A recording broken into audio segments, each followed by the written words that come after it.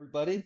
This is a quick tutorial that follows up on our last tutorial on the gradient map, where we discussed moving values around through different gradient relationships and also reassigning color to value, and a quick little jump into black spotting through a digital interface. Remember, as a means to sort of overpass our default mode network and rather focus in on the compositional elements rather than the subject of the composition. Okay, so I think that tool or those tools are helpful ways of looking at an image in a different way, more with an emphasis on hands-on manipulation. This tool that we're looking at here in your lecture around page 61 is, I think, more of a premeditated way to approach media making.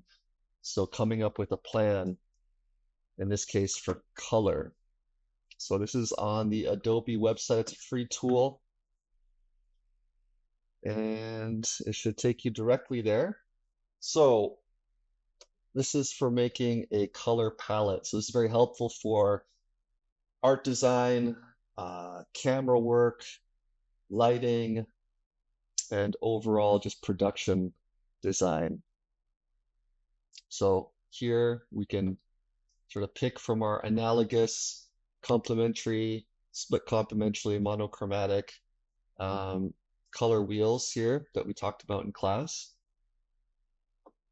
And we can just by hand sort of manipulate these tools to come up with our own color palette. But for the purposes of this class, or this tutorial, we're going to use a reference, and from that reference, eventually build our own color palette for project execution. So for instance, if you want to shoot like Saul Lightyear here from our lecture, or from Martin Parr, this could be a sort of helpful tool for really defining what it is you're going for, right?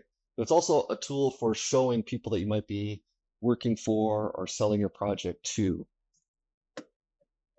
Okay, so here we have Martin Parr, and what we have is more of a complementary setup between blue, red, and in between, which you'll see in a lot of his work.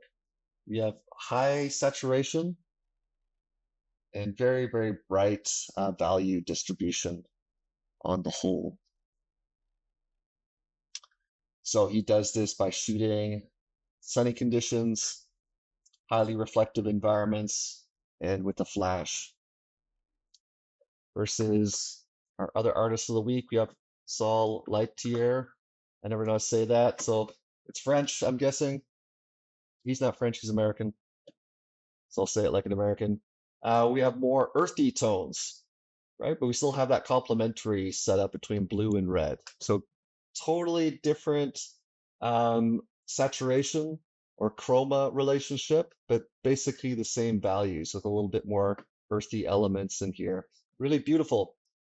Makes the sort of, like we talked about in class, the red really stand out by pushing out of the photo in a backdrop that recedes with the blue, and that separation in between of these two other hues and saturation dynamics here. So what I want you to do is to collect maybe half a dozen of these of your own influences, your own references. Note down the color palette that is used, whether it's complementary, split complementary, analogous. Talk about the relationships between hue, saturation, and value, and start to build up a library that you can reference and execute in your own project. What this will do also, or could do, and this is what you'll see with a lot of artists, is sort of over time build up your own color palette that you can sort of take out with you in the world, right? This can help you find these, what you're looking for, whether it be conscious or subconscious. You can see here with Martin Parr, for the most part, he has the same relationships, right? All but this photo here, which is a more analogous setup between orange and yellow and brown, a little bit of red. The rest is highly complementary, right? Red, white, and blue.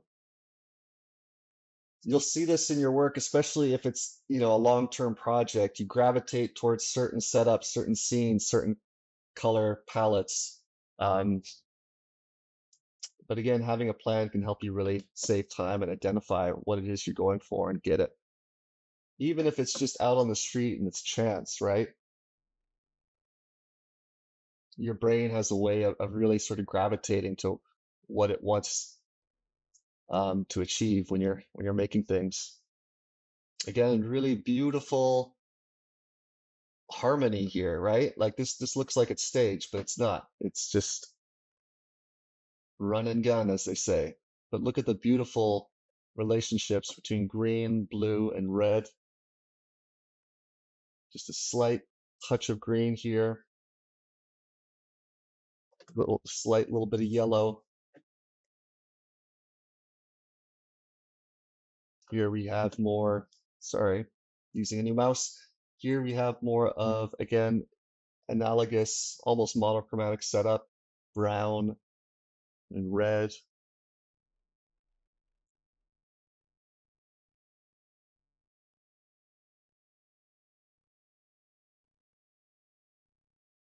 Really moody blues with slight bits of red here. This is almost like a black and white photo that's retouched in post, but it's not.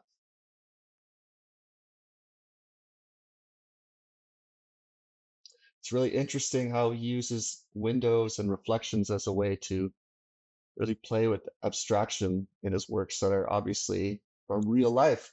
Um, water has a really beautiful way of abstracting things sometimes, but also to sort of push these values into different dynamics than we typically see it in photographs. So we have this kind of blurring between our images. It becomes more like a painting.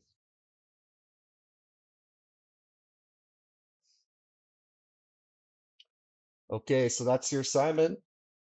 Hope you have fun, and I'll